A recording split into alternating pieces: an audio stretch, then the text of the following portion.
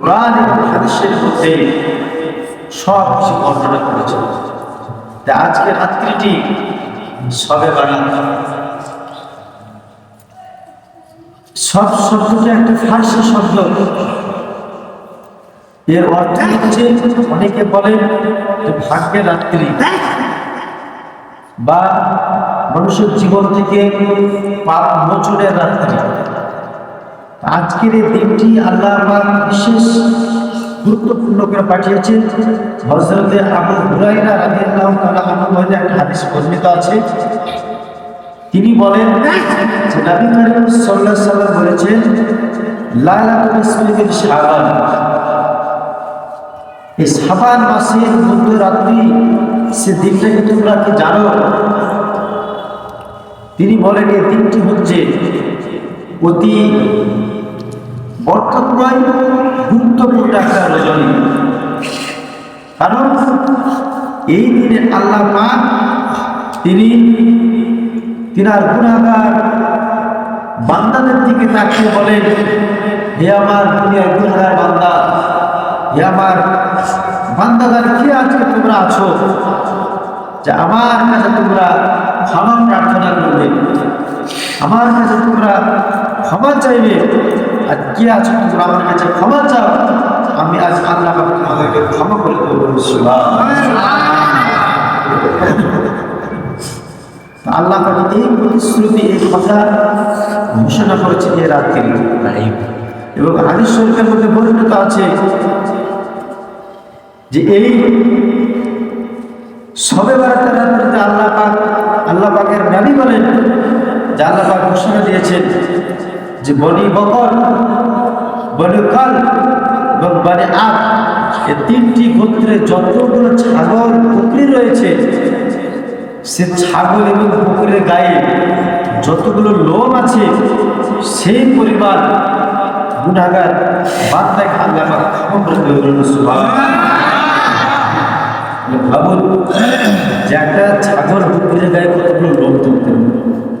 এবং হাদিসের পরিভাষায় পাওয়া যায় যে বানি বকর, বানি কাল, বানি আদ, এই গোত্রে এক একটা গোত্রে মিনিমাম 20,000 ছাগল বা বকরি ছিল।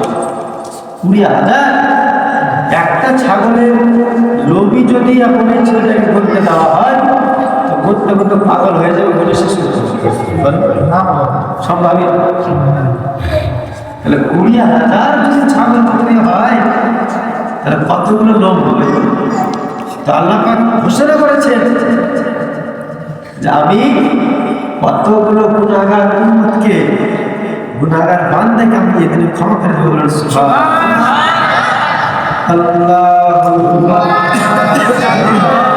মর্যাদা সুন্দর পালন করে মেনে চলে আসি। এবং এই দিনের একটা গুরুত্বপূর্ণ ইবাদত আমরা একটা করে, সেটা হচ্ছে হালুয়া রুটি।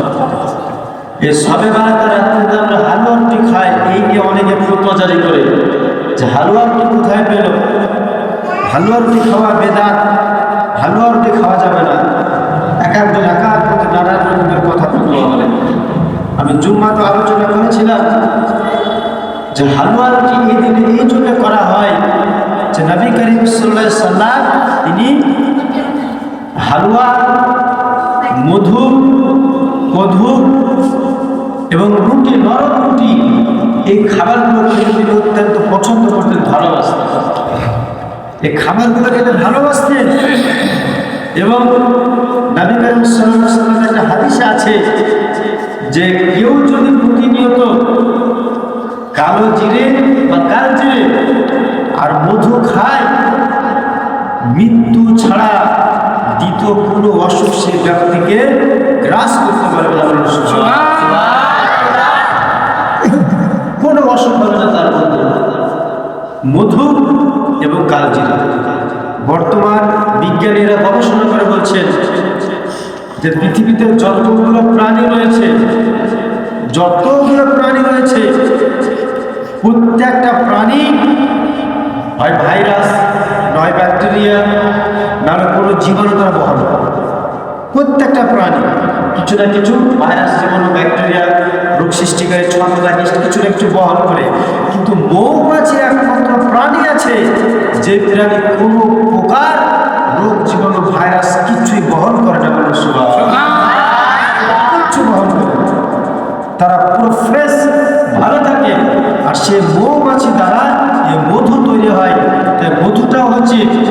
প্রাকৃতিক স্বচ্ছ এবং খুব সুস্বাদু ভালো একটা উপাদানগত খাবার ওজন দিয়ে যদি খায়, এমনি তার শরীরের মধ্যে পুষ্টিকর জিনিস খেতে কোনো ক্ষতি নেই, উপকার আর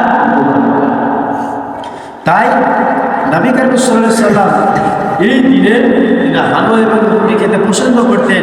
তাই যারা আশিকে রাসূল, যেটা রাসূলের প্রেমিক, রাসূলের দিওয়ানা, রাসূলের মাজনু, তিনারা বললেন কি যে কোনো ইবাদতের মধ্যে রাসূলের প্রেম প্রীতি মহব্বত ভালোবাসা থাকতে হয়।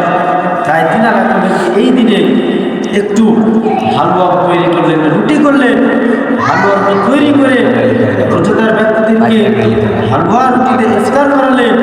কিছু কি পাড়া যে রাসূলের প্রতি মহব্বত সেটাও ওই প্রকাশ করানো গেল, আল্লাহ পাকের ইবাদতটা খুব সুন্দরভাবে করা যাবে।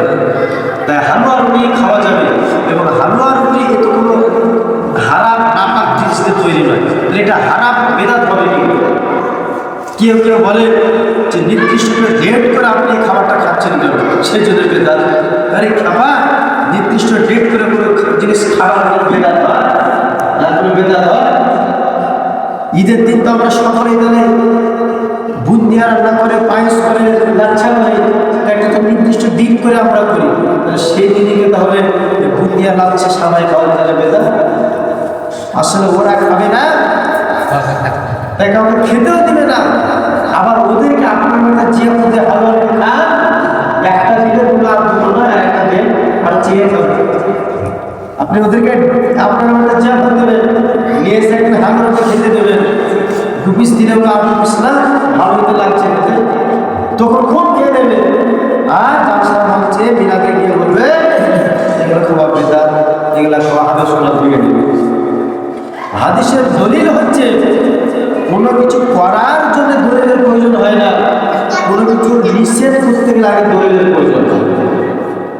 নবী করিম সাল্লাল্লাহু আলাইহি সাল্লামের সময় সাহাবারা যা খুশি তাহা করতেন, যেটা নবী করিম সাল্লাল্লাহু আলাইহি সাল্লাম নিষেধ করতেন ওই কাজটা সাহাবারা করতেন, যে না এটা আমার নবী নিষেধ করেছে, এই কাজটা আমার করা যাবে না।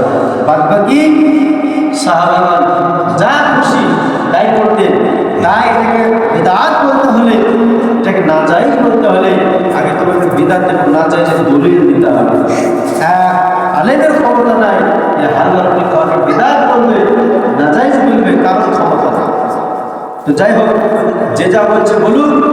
এইভাবে আস্তে আস্তে পৃথিবীতে মানুষের ঈমান নষ্ট হবে, হরণ হবে। হাদিসের মধ্যে বলা আছে কিয়ামতের আগে হাতের তালুর মধ্যে অগ্নিকুণ্ডকে ধরে রাখা যন্ত্রণা কষ্টকর হবে, তাহার থেকে অধিক কষ্টকর হবে মানুষের ঈমানকে ধরে রাখা, তার থেকে অধিক কষ্টকর হবে। এইভাবে আস্তে আস্তে মানুষের ঈমান হারা হবে, নাহলে পৃথিবীতে কিয়ামত আসবে না।